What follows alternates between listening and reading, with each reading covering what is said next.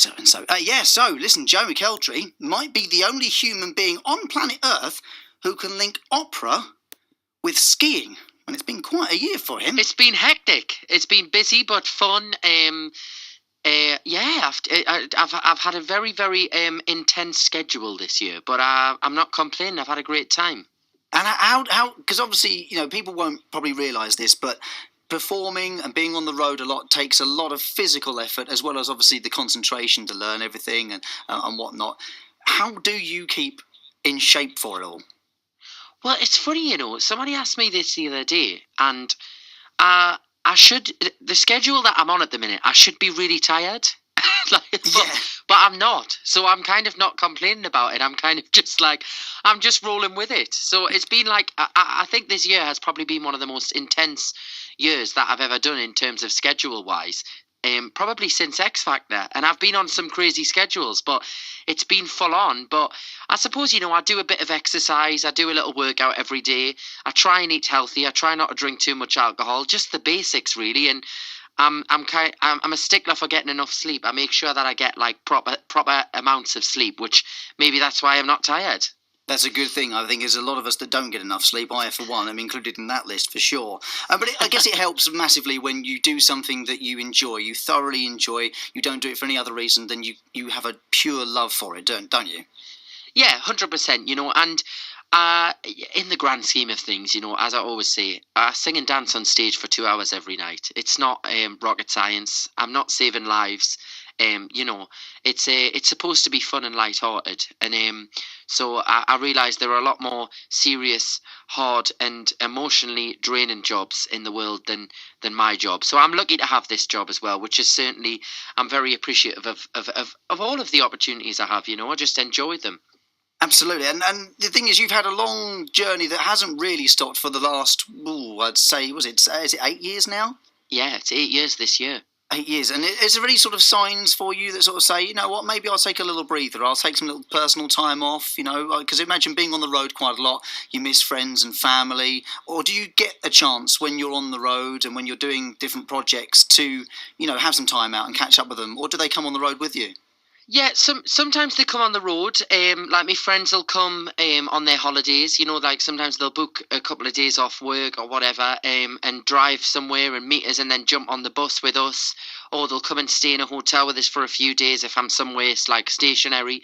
So I do actually, I miss actual being in my own home.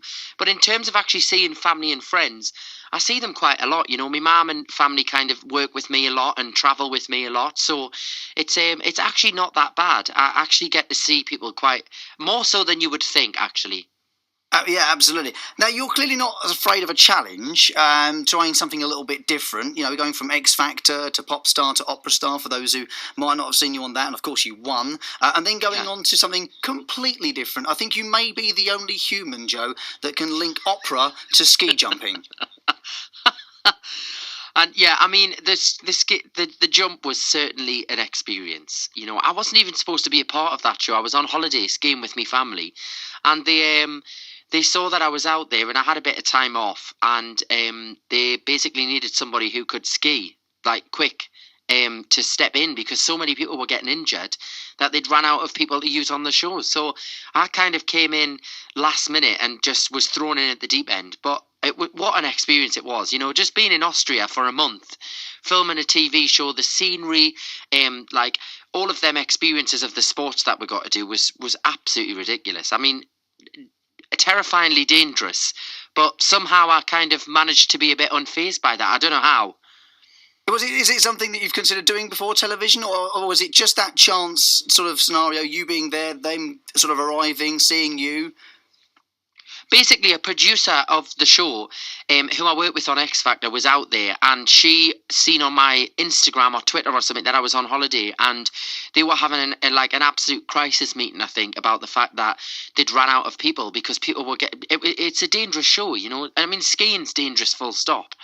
So so she'd sent me a text and said, on the off chance, do you happen to have 3 weeks free in your schedule after this week? And I was having a month off work. So she was like, can I speak to your management and see, if we can make it work? And within about 3 hours, I was in a car on the way to the TV set, about an hour away from where I was on holiday in Austria skiing. So it was certainly fast paced. I was going to say. I didn't have time to think about it, so that helped in a way. Radio Air Show How from does he do BBC it? Essex will be on Skiing. 103.5 FM, 729 medium wave, and along Clacton Seafront. BBC The Clacton Air Show, Thursday the 24th and Friday the 25th of August from 12 midday on BBC Essex. Rob Jelly. Yep. This is BBC Essex. Awesome. So once I'd found out that Joe McElderry had accidentally fallen onto The Jump, the show on Channel 4 a few years ago, I asked him if he fancied being a mentor or a coach for singing stars of the future. I'm happy to kind of try anything, if it's something that I can have fun with and something that kind of I grow from and learn from doing it, then I'd be more than happy to do it. So I'd like to be, I think being a mentor or a judge would be something that obviously I've experienced the kind of, navigating through the business and the industry and obviously being a part of one of them shows. So I'd like to maybe do that, but that's, maybe when I'm a bit older. Down the line a little bit, something to keep in the bag for future years. We'll see.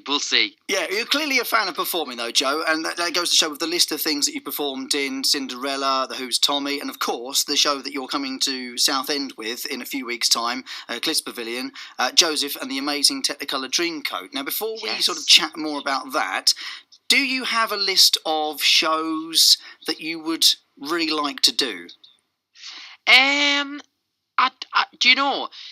It's funny, I get asked this quite a lot, and I always think it's always a hard one, because I always think you never know what's around the corner, and I've learned over the past 8 years, I've planned so many things in my career, and sometimes the most unplanned things have had the most wonderful benefits from them, and the best memories. So I kind of, I've learned over the past 4 years, I would say, I try not to plan too much now, and I kind of just see what's there, what's around the corner. And like I said, if it's something that I can enjoy and have fun with, then I'll take it on as a project, I think sometimes things that you think won't be the most wonderful thing turn out to be the wonderful thing, So are there any examples of that? Is there anything that's sort of come your way that you've kind of gone, well, do you know what? I've got a bit of a gap that would fill that hole. I feel like, yeah, go on, let's do it. And then it's actually turned out to be something magnificent, like much more than you expected. Any specific examples? Well, for example, when I was asked to do Joseph quite a few times previous to doing it, and we always kind of had scheduling issues with it and couldn't fit it in, or the timing just was I'd be doing an album at that time and I couldn't commit to that length of time. And then we went in for a meeting with Bill Kenwright and his company and everything, and I was really apprehensive about taking on the role. I hadn't done a major musical theatre role.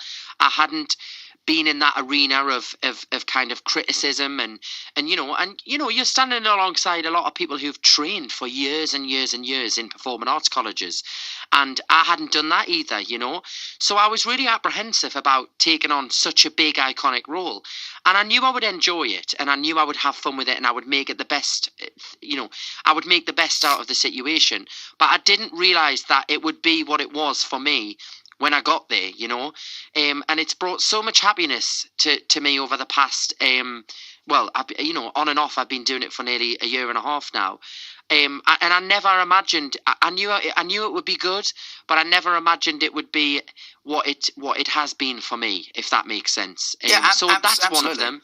Yeah, that's one of them. Do you have obviously you've been doing it for a year and a half. You've still got some time to go on the tour yet. But do you find like at first there is a sort of a kind of closeness? I think that makes the show 10 times better. You know, behind the scenes, if everybody gels and everybody socializes and gets on and, you know a lot about each other, you know, Yeah. that comes out on stage, you know, and the audience feel that as a company. So I'm always about kind of the minute I get in there, I want everybody to socialise and chat, and you know. So, and Joseph is like a huge family. You know, the cast are wonderful. They're a great bunch of people, and we all get on really well. And obviously, I've been on my own tour, so we've had the summer off. So I'm looking forward to actually seeing them all again. Southend's the first week back on the tour. So I'm looking forward to see. I haven't seen them all for about 9 weeks now, so it'll be great to see them. Be nice to catch up and see how they've been getting on over the summer as well. I guess that's quite nice as well when you get those little breaks in the tour that you can kind of go away and then come back together and sort of all get back and kind of. It's like catching up with family, isn't it?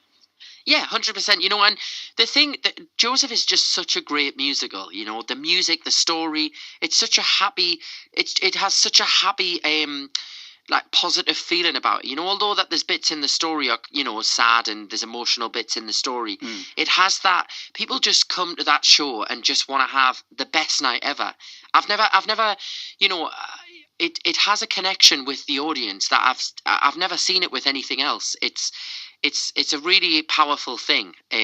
People just come and they just relax in their chairs and sing along and get up and dance and clap along, and you know it feels like just one big kind of happiness fest, shall we call it? Yeah, I totally understand what you're saying. It has one of these familiar feels, even if you've never seen the show before on stage. Everyone seems to feel like they know the show and the story, and they know Joseph as well. Yeah, and I think as well, people it has a lot of nostalgia for people, because for a lot of people it's people's first experience of musical theatre or performing. You know, you do it in the local performing arts college, you do it at school, so people, it takes them back to a time, and people just you can just sense the you know, we've been all over the country with the show, and the audiences that come in to see it are just absolutely fantastic. You know, it's just such an atmosphere. Joe, it's an absolute pleasure to talk to you. Joseph and the amazing Technicolor Dreamcoat comes to Cliffs Pavilion in Southend on the 5th of September. The first show back. It's going to be big. It's going to be special. Please go and see it. Joe, thank you so much and have yourself a great day. Thank you. Have a great day too.